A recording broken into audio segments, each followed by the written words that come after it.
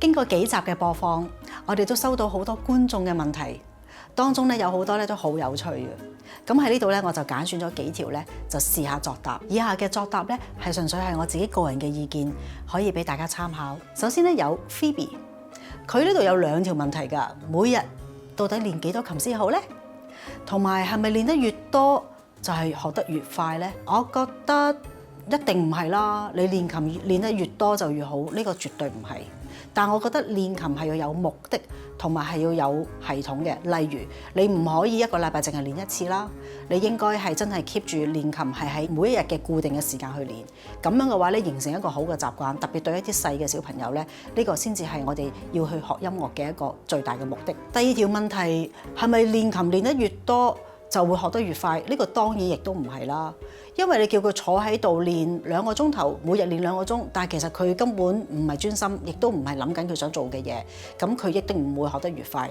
但係反而如果你每一日 keep 住係半個鐘頭練嘅，例如咁跟住你每日都練半個鐘，你每一次練完咧，你都問佢：你今日練咗啲乜嘢啊？你今日做到啲乜嘢啊？你嚟緊聽日想做啲乜嘢啊？如果你係有一個咁樣嘅提問，同小朋友有個互動嘅話，幫佢去處理到底佢每日練琴嘅目的，我相信咁樣嘅話咧，就會學得越快啦。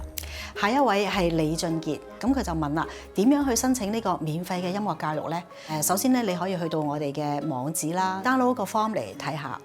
咁我哋嘅服務咧係俾6至12歲低收入家庭嘅小朋友申請嘅。如果想報讀我哋嘅免費音樂課程，歡迎可以嚟到我哋音樂兒童基金會嘅網頁了解一下。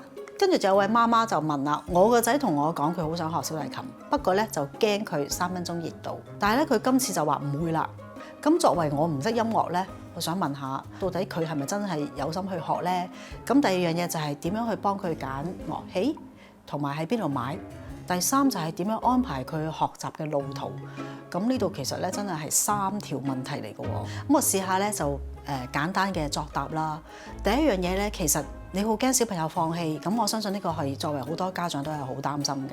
但係我喺度諗，如果你嗰個學樂器之前，你可以俾多少少嘅簡介，同埋俾多少少資料，同佢一齊去聽樂器嘅聲音有啲咩嘅唔同，令到佢對某幾種嘅樂器有產生嘅興趣之後，然後你就希望可以幫佢揾到個老師啦，咁啊可以去引導佢。咁當然啦，作為一個啟蒙老師係非常之重要嘅。如果你一開始就已經擔心佢好灰心啊，好容易挫折而去放棄嘅話咧，咁其實就真係好難去繼續。反而我覺得你可以安排佢去練習嘅時候咧，每日咧唔好練咁長，就可能練30分鐘，或者甚至乎係20分鐘。不過咧就係提醒佢每一日都要練嘅。咁我相信呢個小朋友會當咗係習慣嘅時候咧，就唔會咁容易放棄啦。咁第2個問題就係話，點樣去幫佢揀樂器啊？我相信老師一定會俾到個好好嘅意見啦。同埋你去買樂器嘅時候咧，我相信買樂器嘅嗰啲嘅職員咧都會幫佢量度佢嘅身體啊。特別係小提琴啊、大提琴呢啲係要真係要睇翻佢嘅身形高大，所以呢個唔使擔心嘅。咁最後一條問題就係問點樣去鋪排佢嘅路途。我覺得小朋友應該係試下以唱歌先，例如去參加啲合唱團啦，學校嘅合唱團或者出邊嘅合唱團，俾佢唱下歌。等佢咧可以容易啲去表達先，因為佢個手咧未有樂器嘅時候咧，佢只係用聲音去表達咧，亦都可以同其他同學仔一齊去學下點樣睇指揮啊，同埋合奏啊。我覺得唱合唱團係作為一個踏腳石，係一個比較好嘅建議咯。今集咧我就答住咁多先，咁啊好希望咧觀眾咧可以繼續咧喺呢個嘅網址嗰度咧繼續留言俾我哋，咁我哋下次再繼續一齊分享啊！咦，望啲啊！原來咧家長同埋啲觀眾咧睇完我哋嘅節目之後咧，都有佢哋嘅諗法同埋有佢哋嘅問題嘅喎，令到我亦都諗多咗。係啊，其實喺佢哋嘅角度裏面，同我哋做老師，佢哋嘅睇法，原來我哋而家咁樣就會知得更加多咯。翻嚟我哋今日嘅主題啊 ，Warren 啊，你覺得有啲乜嘢人咧係唔可以學音樂嘅咧？我覺得應該冇人。我以前睇過一個研究咧，係其中一個莫扎特效應嘅研究。咁佢就將2 group 嘅 BB 啊，2個禮拜大嘅啫，分別咧就一邊咧就聽莫扎特嘅音樂，另外一邊咧就聽莫扎特做咗手腳嘅音樂。佢可能咧將句尾嘅一個小節咧抽咗出嚟。咁咧個研究就話，聽嗰啲唔完整嘅莫扎特音樂嘅 BB 咧就喊得多好多。咁啊證明咗一樣嘢，就係咧人天生咧就已經有呢個接收音樂嘅本能嘅，所以我唔相信咧有人係唔適合學音樂嘅。但係我成日都聽到咧，有啲人話：哎呀，我五音不全㗎，我係唔可以學音樂㗎啦咁樣樣。咁你又覺得係咪真係有五音不全呢樣嘢咧？五音不全嘅人咧，我真係見唔少嘅。不過唔係一個即係唔係定咗佢罪咧，就呢一世都五音不全。其實只不過睇佢有冇呢個環境去學音樂，或者即係佢有冇嘅 exposure 去令到佢認得為原來呢個係Do，呢個係Mi，呢個係So啊嘛。我都睇過一個嘅研究，亦都係啦，就係話其實係冇五音不全嘅。咁通常五音不全係咩咧？就係其實佢嘅爸爸媽媽喺佢童年嘅時候冇乜點樣唱歌咯，又冇帶佢去聽音樂會啦，亦都唔會同佢去玩啲音樂遊戲啦。更何況可能連樂器都冇俾佢學啦。咁所以佢喺佢個成長嗰個環境裏面咧，係好少接觸音樂。咁到佢大個嘅時候，佢想唱歌，咁咪就走音咯。咁呢個係正常嘅，但係其實唔係話走音就今日走音就一世走音噶嘛。我覺得係可以作出一個嘅改善或者調整啦。咁我都見到好多小朋友可能初嚟到嘅時候咧，佢都唔係唱得好好，但係佢越唱越好，同埋其實佢都好有音樂感咯。係啊，同埋越細越好嘅。係啊，越細個有呢一個學習嘅機會咧，就係越好嘅。係呢度我都可以講下咧，家長如果你睇到呢一個節目咧，你都可以諗下就係小朋友一出世咧，佢永遠第一個聲音就係聽到爸爸媽媽嘅聲音。如果爸爸媽媽唱歌咧，其實個小朋友即刻係接收到嘅，所以我都好希望可以家長可以即係多啲唱歌啦，喺屋企啊、沖涼啊、煮飯啊都可以啦。另外咧，有一啲嘅地區、有啲國家咧，佢哋可能係一個政治嘅原因啊，或者係一啲經濟嘅問題咧，佢哋係冇得學音樂㗎。啊！但係好得意喎，譬如我都見過咧，喺非洲咧，有啲佢哋連電都冇啊，但係佢哋可以自己自製樂器夾 band 咁樣嘅喎，有啲片段睇到咧，我覺得好犀利。亦都有一啲係可能呢啲老人家或者佢嘅即係有一啲嘅失智症咧，咁但係原來佢哋喺佢哋嘅細個學過音樂咧，到就算佢失智症唔記得老婆仔女都好咧，佢喺個鋼琴嗰度佢都可以彈翻首歌出嚟㗎。咁對比起我哋一啲富裕啲嘅國家咧，有時咧我會見到有啲學生咧。真係即係 take it for granted 啊！即係佢可能有10幾樣嘢學咧，音樂只係其中一樣。咁佢學完咧就去學第二樣嘢啦，就冇擺嘅心機，冇擺時間去練。咁就其實嘥咗佢有呢個唔珍惜咯。係啊，呢樣嘢都係我哋唔想見到嘅嚇。咁所以呢個希望家長同埋老師都會知道，俾多啲嘅片段或者俾多啲嘅資訊俾啲而家啲學生睇下，其實佢哋真係而家得到嘅嘢係唔係真係必然嘅咯。好開心啊！今日我請到 Anson 做我嘅嘉賓。Anson 啊，多謝晒你嚟我哋音樂氣泡線嘅節目。係，咁咧你係我其中一個好欣賞嘅年青嘅鋼琴家啦，係啦。咁我哋嗰陣時喺 RCM 咧有相遇咧，咁其實我仲記得嗰日咧係壞咗 lift 啊，你記唔記得啊？記得。然後咧你仲好頭痛啊，點算咧？因為你趕住上堂，但係個 lift 壞咗咧，咁嗰陣時你都話試過真係啲職員咧係要真係幾個大隻佬咧去幫你咧扶你上去學琴。4人大嘅台我就去咯，係啊，最2層嚟嗰陣時，因為嗰個 keyboard 嗰啲係第2樓嚟㗎嘛。係啊，咁我嗰陣時已經覺得淨係嚟 RCM 呢個路途已經好崎嶇啦，已經好辛苦啦，仲要去到學校壞咗 lift 咧，你跟住仲要趕住上堂，咁我都好記得嗰一次係有個好深刻嘅印象咯。係啊，咁 Anson 嗱，我知道咧，其實你嘅音樂路咧，我相信係比起我哋任何人咧都係比較難嘅。咁你可唔可以話俾我哋聽咧？你係幾多歲開始學琴㗎？諗翻起嘅時候，我大概係3歲嘅時候啦。嗰陣時其實係我讀緊幼稚園啦，讀緊 hip hop 嘅幼稚園啦。咁跟住就有啲興趣班俾我學。咁因為其實我以前細個嘅時候，我屋企人都好想我去試下唔同嘅嘢啦。咁所以咧，我就去咗參加啦。咁一見到報告嘅時候，我已經覺得哇，好得意喎，好似好正咁喎。咁彈咗落去嗰下，哇！簡直更加吸引到我啦，已經我就已經係咁捋住阿媽，我一定要學琴，我一定要學琴。咁其實中間都我諗跟住再隔多可能1-2年左右啦，咁我再捋到佢幾次，咁我媽就同意我啦。咁就大概5歲真係正式去揾咗一個老師去學琴咯。咁喺學琴嘅期間咧，其實你屋企人支唔支持你㗎？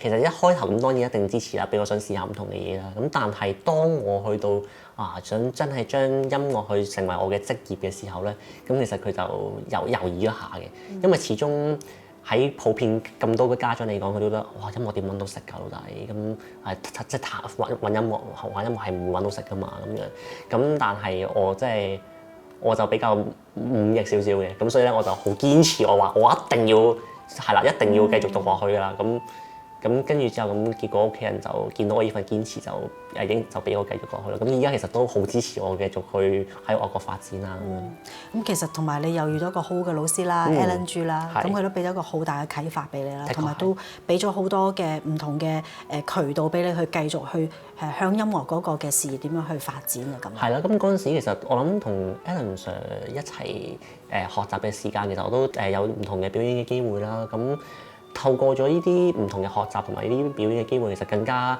去確立到其實我真係好想行呢個表演嘅路線，同埋我真係好中意鋼琴呢樣嘢咯。啱先都有提過咧，其實你好細個就已經係知道要坐輪椅，咁跟住你一路去學鋼琴。咁當然一開始嘅時候咧，當係一個興趣啦。但係慢慢咧，你知啦，我哋學音樂咧，始終學鋼琴咧要踩 pedal 噶嘛。喺我當其時一諗嘅時候，我就諗吓，你點樣去處理呢個踩 pedal 嘅咧？咁樣咁啱啱都同你傾咗好多，哇！原來真係好辛苦，即係由一個膠箱開始啦。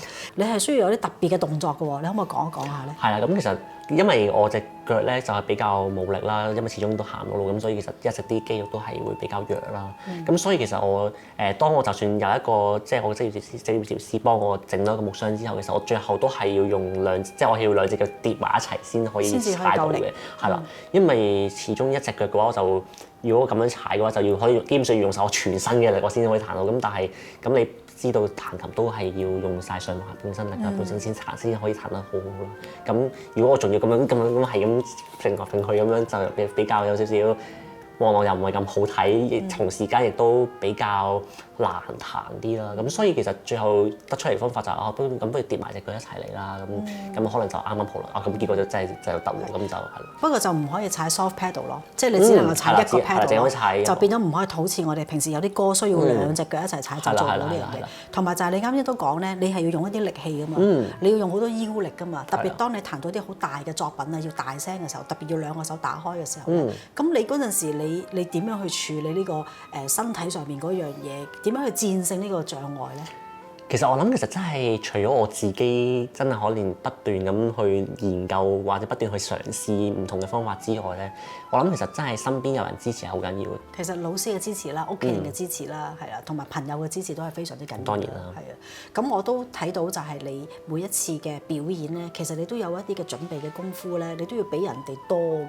有啲咩嘅準備功夫？除咗同平時人一樣都可能要練琴啊之外，咁其實最主要都係可能要 keep 翻自己嗰個身體嗰個質素啦，因為始終我係依靠上半身多啲啦，咁但係同時間可能隻腳因為 keep 住一直冇行路啊嘛，咁所以其實肌肉都會有一直有可能 keep 住會越嚟越差，咁可能要得閒做一啲物理治療或者一啲 exercise。咁另一樣就係真係要可能俾大家諗更多，就係可能喺樂曲上邊到底有啲咩位？可能個安排上，即係可能係要就翻住我個身體，唔可以去到好大，可能同其他人相比，可能未必去到好大聲嘅咁樣嘅時候，咁我到底要點樣安排嗰個曲目去更加符合我自己嘅需求咧？咁呢啲就係我啲考慮嘅嘢。因為可能會係有啲曲目咧，你就未必會揀選彈啦。譬如即係你會唔會講下有啲咩嘅曲目你會比較中意彈多啲嘅？不過其實我覺得自己都幾多元化嘅。我以前咧其實中意彈肖邦嘅曲目，因為比較輕少少，同埋比較貼近我自己嘅性格啦。咁跟住去到後期，我依家都會接觸下一啲可能 Scriabin 啊，或者可能接觸下一啲新嘅作曲家，或者甚至可能試下一啲 contemporary 嘅作曲家，係咯，都係嗰啲，都係嗰種啦。但係我諗主要都係喺一啲，即係我都唔會特別去彈一啲可能 Liszt 啊呢種嘅曲目，因為始終對我嚟講體力消耗真係特別多嘅。係，即係體力消耗呢樣嘢其實都係好緊要。對於一個鋼琴家，特別係喺公開表演嘅時候咧，即係彈完成場音樂會咧，就淨係 burn out 啊，就淨係虛脫啊，係咪啊嚇？特別對我嚟講，其實我自己坐得耐咧，就會腰好痛嘅。如果係一個好長時間嘅係咁做一啲 running 啊，或者可能係要 cross 左 cross 右咁樣嘅時候，我就會覺得係啦，對我嚟講就真係更加辛苦。可能有好多學生咧會覺得學音樂可能係一個包袱啊，同埋一個壓力啦。咁我希望你今日睇到 Anson 嘅故事咧，就會覺得其實原來有好多嘢真係唔係隨手可得嘅。咁我希望可以俾到大家知道，我哋係應該要珍惜每一刻同埋每一次同老師上堂去享受音樂、去學習音樂嘅機會啦。好多謝 Anson 今日嚟到我哋音樂起跑線做嘉賓。多謝Monique。希望下次我哋有機會再傾過。好。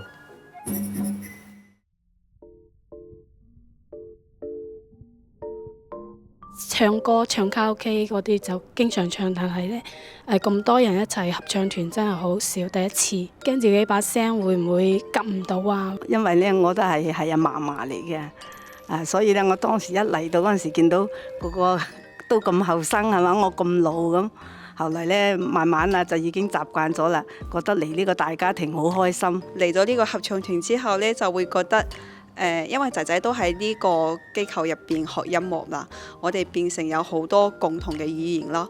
起碼咧翻到去又同個孫仔又講啊，嫲嫲啊，喺嗰度唱歌啊，係好開心啊！有時翻去啊，我就問佢你今日學咗咩歌啊？就你唱俾我聽下啦。咁我話我哋又學咗呢啲歌喎。咁即係我覺得對親子關係都會好有幫助，所以呢個係嚟呢個合唱團嘅動力。阿仔咧就入咗合唱團之後咧，有時會討論翻呢方面啲嘢咯。個目標啊，好似比較一致啲，同埋有啲親子方面嘅話題多啲。坐車過嚟呢個中心要1個鐘嘅，點解會有呢個動力嚟呢？就係因為我好愛我嘅小朋友，我好想佢同佢有一個共同嘅語言，因為愛啦。因為我覺得呢個中心都係好有愛嘅，老師都有好有愛嘅，呢個係動力。音樂係真係無界限嘅，無論你嘅背景係點樣，你都可以去學音樂。音樂兒童基金會最大嘅宗旨就係可以幫基層嘅兒童，令到佢哋可以免費去享受音樂課程。我哋好希望可以藉着呢一個課程，可以改變佢嘅生命。喺未來嘅日子，我哋好希望可以幫到更加多嘅小朋友，令到佢哋可以免費學音樂。如果你想支持我哋嘅工作同埋理念，歡迎可以嚟到呢一個嘅 QR Code 支持我哋啊！如果你中意我哋今集嘅內容，歡迎嚟到下面嘅 link 嗰度留言分享啊！記住啦，要 subscribe 同埋撳下個鐘仔，仲有 like 啊！下次再見啦，拜拜！講到考試選曲咧，好多人以為咧，喂，揀首最淺㗎啦，但係其實考試局嗰邊已經幫你揀晒嘅，其實全部都一樣嘅。所以最緊要係學生咧自己本身中唔中意嗰首歌。所以我建議老師咧彈一次或者咧播一次俾佢哋聽。咁當然啦，有啲嘢係需要老師去決定嘅，可能隻手夠唔夠大啊？如果小朋友隻手太細，如果首歌係有好多要擘大嘅，咁就唔適合佢噶啦。但係最緊要咧就要學生中意嗰首歌。